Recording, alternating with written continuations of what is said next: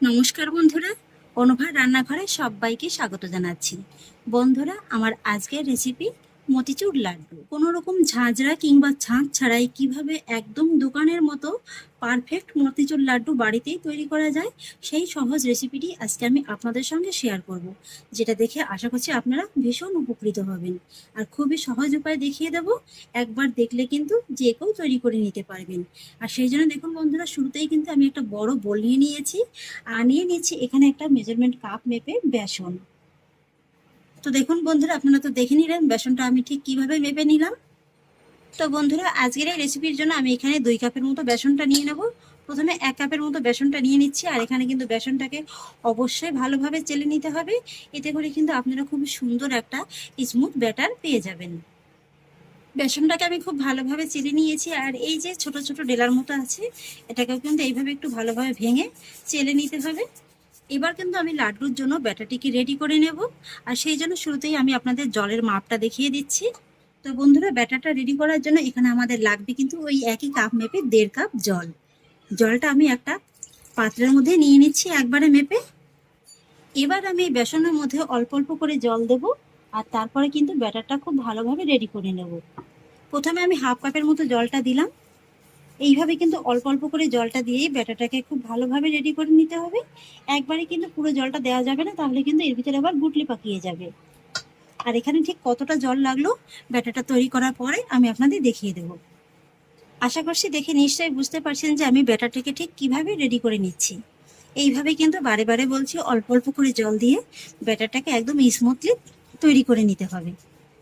এই তো দেখুন বন্ধুরা, পুরো 1.5 কাপ জলটাই কিন্তু আমি দিয়ে দিয়েছি। তবে আমার কাছে মনে হচ্ছে ব্যাটারটা একটু ঘন আছে, তাই কিন্তু আরও 1 থেকে 1.5 টেবিল চামচের মতো জলটা এখানে লাগবে।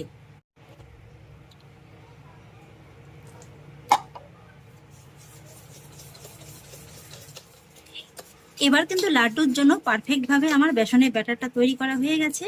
এই যে আমি আপনাদের দেখিয়ে দিচ্ছি, এই যে দেখুন, ঘনত্বটা কিন্তু ঠিক এমনই হতে হবে। এইভাবে একটু হাতে তুলে নিয়ে দেখবেন, যখন দেখবেন যে লাস্টের দিকে এইভাবে একটু ড্রপের মতো পড়ছে, তাহলেই বুঝবেন যে ব্যাটারটা একদম পারফেক্টভাবে তৈরি হয়েছে। এই যে দেখুন। আর আপনাদের বোঝার সুবিধার্থে আরও একটা সহজ উপায় দেখিয়ে দিচ্ছি। এইভাবে একটু হাতার পিছনে নিয়ে দেখবেন, তারপরে এইভাবে একটু আঙুল টেনে দেখবেন।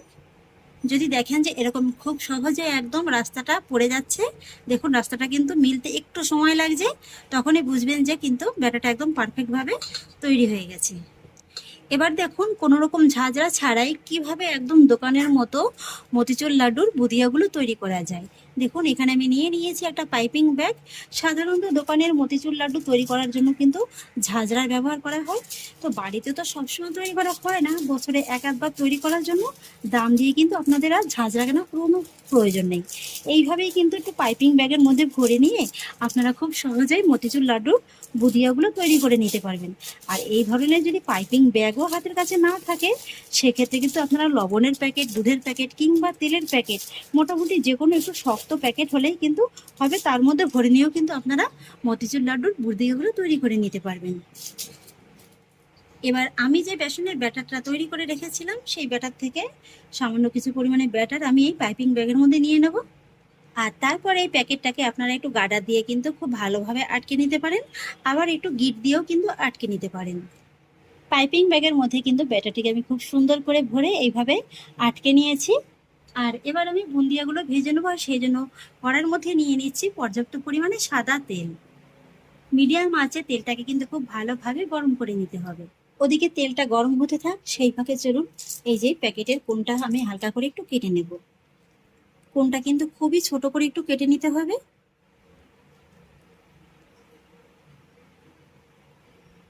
এদিকে দেখুন, তেলটাও কিন্তু ভালোভাবে গরম হয়ে গেছে। এবার আমি একা করে বুন্দিয়াগুলোকে ভেজে নেব।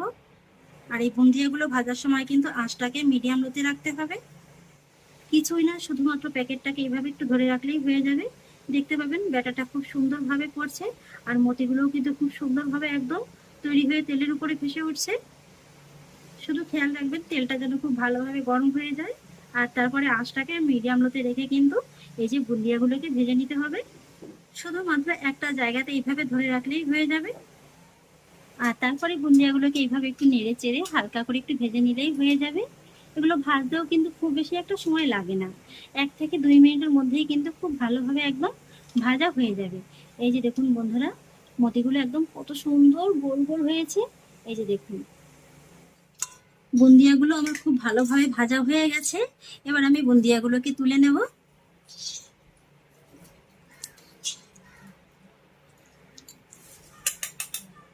পুরো তেলটাকে খুব ভালোভাবে পরিষ্কার করে কিন্তু বুন্দিয়াগুলোকে তুলে নিতে হবে, তা না হলে আবার দুই একটা বুন্দিয়া থেকে গেলে কিন্তু সেগুলো পুড়ে কালো হয়ে যাবে।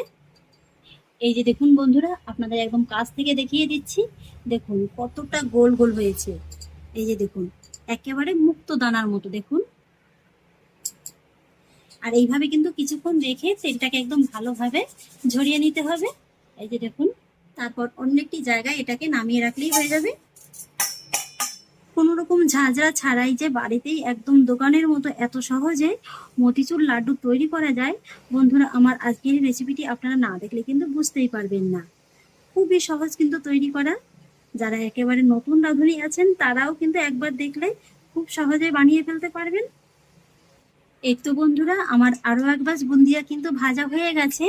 এগুলোকে কিন্তু একই রকম ভাবে আমি তেল থেকে তুলে নেব। দেখুন প্রত্যেকটা বুন্দিয়া কিন্তু একদম একই রকম ভাবে মুক্তো দানার মতো তৈরি হবে। এই যেভাবে আমি বুন্দিয়াগুলোকে ভেজে নিলাম, একই রকম ভাবে কিন্তু বাকি বুন্দিয়াগুলোকেও ভেজে নেব। এই তো বন্ধুরা দেখুন, বুন্দিয়াগুলোকে আমি খুব সুন্দর করে ভেজে নিয়েছি। দেখুন বন্ধুরা, দানাগুলো একেবারে কত সুন্দর গোল গোল হয়েছে। আর দেখুন একদম ঝরঝরে মুক্তো দানার মতো। এই যে দেখুন, এবার চলুন আমি লাড্ডুগুলোকে তৈরি করে নেব। আর সেই জন্য একটি কড়াইতে নিয়ে নিচ্ছি, যে কাপটা মেপে আমি বেসনটা নিয়েছিলাম সেই কাপেরই 1.5 কাপ চিনি। আর তার মধ্যে নিয়ে নিচ্ছি 1 কাপ জল। আর একই সঙ্গে দিয়ে দিচ্ছি সামান্য একটু অরেঞ্জ ফুড কালার। এতে করে লাড্ডুর কালারটা একেবারে দোকানের মতো আসবে। তবে আপনারা না চাইলে কিন্তু নাও দিতে পারেন, এতে কিন্তু স্বাদের কোনো হেরফের হবে না। এবার আমি চিনির সঙ্গে ফুড কালারটাকে খুব ভালোভাবে মিশিয়ে নেব। আর তারপরে একটা চিনির সিরাপ তৈরি করে নেব। এই সিরাটা কিন্তু হালকা একটু চিটচিটে ধরনের হবে। মোটামুটি চিনিটা গলে গিয়ে জাস্ট 2 মিনিটের মতো একটু জাল করে নিলেই কিন্তু চিনির সিরাপটা তৈরি হয়ে যাবে। এই তো বন্ধুরা, চিনিটাও গলে গেছে আর শিরাটাও কিন্তু খুব সুন্দরভাবে তৈরি হয়ে গেছে। এই যে দেখুন, এইভাবে কিন্তু হালকা করে একটু চিটচিটে করে শিরাটাকে তৈরি করে নিতে হবে। এই যে দেখুন, আর এবার কিন্তু গ্যাসের ফ্লেমটাকে একেবারে কমিয়ে দিতে হবে। আর তারপরে এই বুন্দিয়াগুলোকে চিনি শিরার মধ্যে দিয়ে দিতে হবে। চিনি শিরার সঙ্গে বুন্দিয়াগুলোকে খুব ভালোভাবে মিশিয়ে নিতে হবে। বুন্দিয়াগুলোকে চিনি শিরার সঙ্গে আমি খুব ভালোভাবে মিশিয়ে নিয়েছি। আর এবার আঁচটাকে একেবারে কমিয়ে রেখে কিন্তু এই বুন্দিয়াগুলোকে চিনি শিরার সঙ্গে মোটামুটি 3 থেকে 4 মিনিটের মতো সময় নিয়ে একটু রান্না করে নিতে হবে। 3 থেকে 4 মিনিট বাদে আপনাদের দেখিয়ে দেবো এটা ঠিক কোন পর্যায়ে আছে। 3 থেকে 4 মিনিট বাদে এবার আমি আপনাদের দেখিয়ে দিচ্ছি। এই যে দেখুন বন্ধুরা, আমি যে চিনি শিরাটা তৈরি করেছিলাম শিরাটা কিন্তু বেশ অনেকটা টেনে গেছে। এই যে দেখুন, আর এবার বুন্দিয়াটাকে একটু চেক করে দেখে নিচ্ছি। এই যে দেখুন, এইভাবে কিন্তু অবশ্যই একটু চেক করে দেখে নেবেন। যদি দেখেন যে এটা ভালোভাবে চিনির রসটাকে এখনো টেনে নেয়নি, তাহলে কিন্তু আরেকটু সময় নিয়ে এটাকে রান্না করে নিতে হবে। এই যে দেখুন, এটা কিন্তু এখনো ভালোভাবে চিনির রসটাকে টেনে নেয়নি, অথচ চিনির রসটা কিন্তু বেশ অনেকটা শুকিয়ে গেছে। ঠিক এই পর্যায়ে কি করতে হবে, এর ভিতরে কিন্তু আরো 1 টেবিল চামচের মতো একটু জল অ্যাড করতে হবে।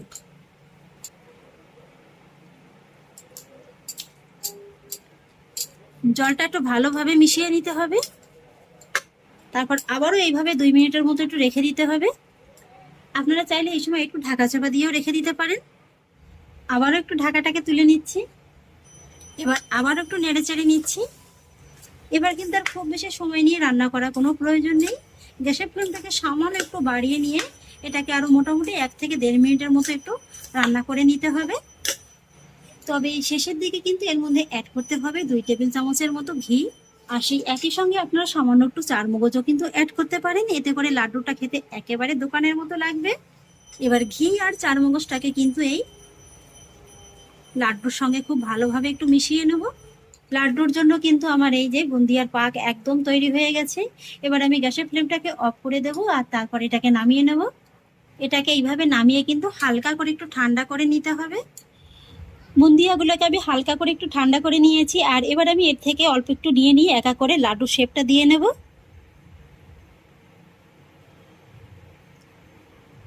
এইভাবে হাতে অল্প একটু নিয়ে একটু আলগা হাতে চেপে চেপে কিন্তু লাড্ডুটাকে তৈরি করে নিতে হবে। এখানে আমি মিডিয়াম সাইজের লাড্ডুটা তৈরি করব, আপনারা চাইলে এর থেকে বড় কিংবা ছোট করেও কিন্তু তৈরি করে নিতে পারেন। এই তো বন্ধুরা দেখুন, আমার একটা মতিচুর লাড্ডু কিন্তু খুব সহজেই তৈরি হয়ে গেল। কি বন্ধুরা, লাগছে তো একদম দোকানের মতো। এইভাবে তৈরি করে একটা প্লেটে আমি রেখে দেব। কি বন্ধুরা, লাগছে তো একদম দোকানের মতো। আর দেখে কি কোনো রকম ভাবে বোঝার উপায় আছে যে এই মতিচুর লাড্ডুগুলো কোনো রকম ঝাঁঝর ছাড়াই তৈরি করা হয়েছে? এবার লাড্ডুটা আমি আপনাদের একটু ভেঙে দেখিয়ে দিচ্ছি যে ভিতরটাও দেখুন একদম কিন্তু পুরো দোকানের মতো হয়েছে। এই যে দেখুন, পুরো রসালো, আর একেবারে দেখুন দানাগুলো পুরো মুক্তোর মতো লাগছে। পুরো যেন একেবারে মতিগুলো আলাদা আলাদাভাবে বসিয়ে দেওয়া আছে। দেখুন বন্ধুরা, তাহলে আশা করছি বন্ধুরা আমার আজকের এই মতিচুর লাড্ডু রেসিপি আপনাদেরও খুব ভালো লেগেছে। যদি ভালো লেগে থাকে তাহলে আমাকে অবশ্যই একটা লাইক এবং কমেন্ট করবেন, সেই সঙ্গে বন্ধুদের সঙ্গে শেয়ার করবেন। আর প্লিজ বন্ধুরা, যদি আমার পরিবারের নতুন সদস্য হয়ে থাকেন তাহলে একটা সাবস্ক্রাইব করে পাশে থাকা বেল আইকনটি প্রেস করে দেবেন। ফিরে আসছি এরকমই পরের অন্য কোনো নতুন রেসিপি নিয়ে। সবাই ভালো থাকুন, সুস্থ থাকুন, ধন্যবাদ।